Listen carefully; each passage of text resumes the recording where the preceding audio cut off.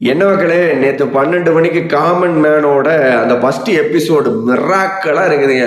உண்மையா செட்டு சொல்லிக்கிற அளவுக்கு ஒர்த்து. ஹோஸ்ட் மாயா வேற லெவல்.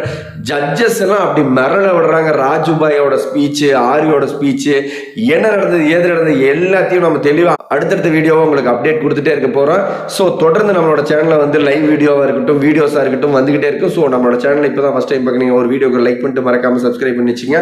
த காமன் மேன் அப்படிங்கிற இந்த ஷோ வந்து பார்த்தீங்கன்னா இன்னைக்கு நடந்த எபிசோடோட ரிவ்யூ எப்படி இருக்கு அப்படின்னு பார்த்தீங்கன்னா 50 நபர்களை 36 ஷீட் இருக்கிற ஒரு பஸ்ஸில் ஏற்றி விடுறாங்க. கிட்டத்தட்ட 2 மணி நேரம் அவங்க உள்ள வேர்த்து விறுவிறுப்புல வந்து அப்படியே உள்ள ஒருத்தர் மேல உட்கார்ந்துக்கிட்டு பயங்கரமான அப்படியே முடியவே முடியல, இறங்கி போயிடலாமா அப்படின்னா இறங்கி போயிட்டாங்கன்னா அவங்க அவுட் அப்படிங்கிற மாதிரி தான் இருக்கு.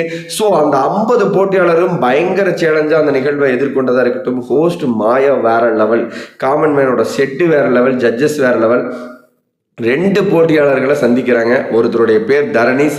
அவர் ஒரு சாதாரண ஏழை குடும்பத்திலிருந்து வந்திருக்காரு. கிட்டத்தட்ட வந்து ஏதோ மாடுகள் வச்சு மாடு வளர்த்திட்டு இருக்கிறதா சொல்றாங்க. இன்னொருத்தர் வந்து பார்த்தீங்கன்னா ஐடி டிபார்ட்மெண்ட்ல மேனேஜர். இந்த 2 போட்டியாளர்களை மட்டும் வெரிஃபை பண்ணியிருக்கிறாங்க. மோனிகான்னு சொல்லிட்டு அந்த 2 போட்டியாளர்ல மோனிகா அப்படிங்கிறது உப்பு சப்பு இல்லாமல் பேசின மாதிரி இருந்ததுனால ரெட் கார்டு கொடுத்து அவங்கள வெளியேற்றிட்டாங்க.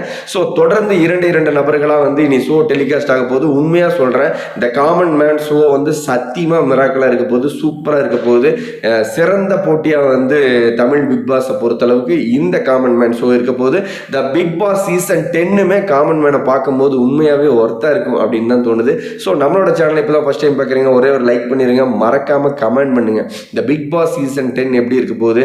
முனியம்மா அப்படிங்கிற ஒரு நபர் வந்து கண்டிப்பாக பிக் பாஸ் சீசன் 10ல ட்ராவல் பண்ண போகிறாங்கன்னு நான் சொல்கிறேன்.